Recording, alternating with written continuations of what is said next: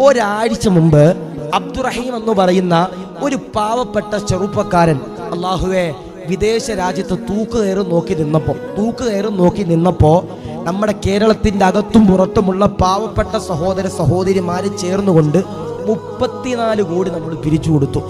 34 കോടി നമ്മൾ പിരിച്ചു കൊടുത്തു. എൻ്റെ മൊബൈൽ ഫോണിൽ ഇപ്പോഴും ആപ്ലിക്കേഷൻ കിടക്കുന്നുണ്ട്. ആ റഹീമിൻ്റെ പേരിൽ പൈസ അയക്കാനുള്ള ആപ്ലിക്കേഷൻ. നമ്മളൊക്കെ കൗതുകത്തോടു കൂടി നമ്മളൊക്കെ ഇങ്ങനെ നോക്കി. 1 ലക്ഷം, 2 ലക്ഷം, 3 ലക്ഷം, 10 ലക്ഷം, 1 കോടി, 2 കോടി, 3 കോടി, 12 കോടി ആയപ്പോൾ നമ്മൾ പലരും നോക്കി.